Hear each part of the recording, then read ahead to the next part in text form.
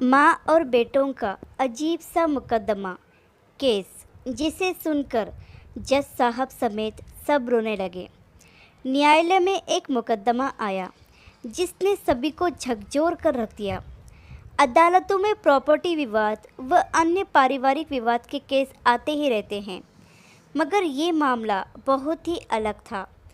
एक 75 साल के बूढ़े व्यक्ति ने अपने 80 साल के बूढ़े भाई पर मुकदमा किया था। मुकदमा कुछ यूँ था कि मेरा 80 साल का बड़ा भाई अब बूढ़ा हो चला है, इसलिए वह खुद अपना ठीक से ख्याल भी नहीं रख सकता, मगर मेरे मना करने पर भी वह हमारी 100 साल की माँ की देखभाल कर रहा है। मैं अभी ठीक हूँ, इसलिए अब मुझे माँ की सेवा करने का मौका दिया जाए और माँ को मुझे सौंप दिया जाए। जज साहब का दिमाग घूम गया और मुकदमा भी चर्चा में आ गया।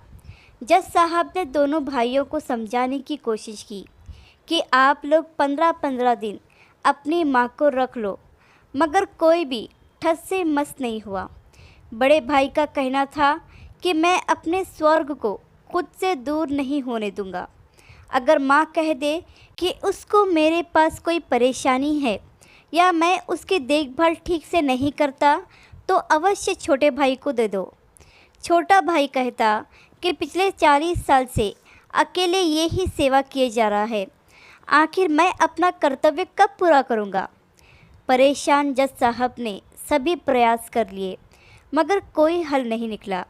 आखिर उन्होंने माँ की राय जानने के लिए उसको बुलवाया और पूछा कि वह किसके साथ रहना चाहती है।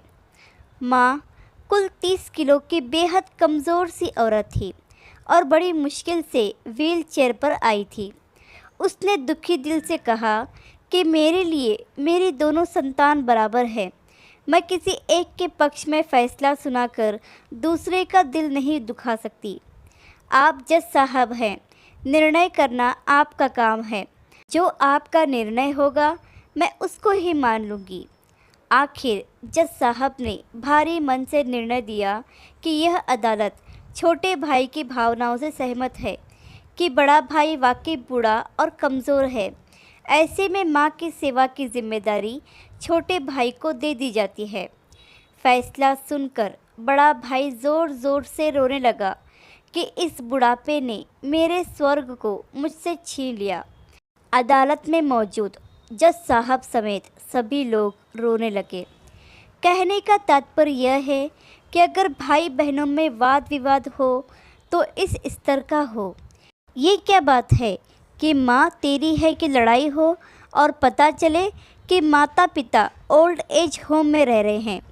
यह पाप है। हमें इस मुकदमे से यह सबक लेना चाहिए कि माता पिता का दिल दुखाना नहीं चाहिए। और यह जो कहानी मैं आपको सुना रही हूँ, यह सच्ची घटना पर आधारित है। आशा करती हूँ कि ये कहानी आपको पसंद आई होगी।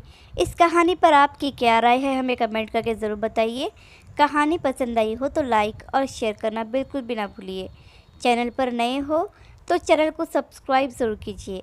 कहानी सुनने के लिए आपका बहुत बहुत धन्यवाद।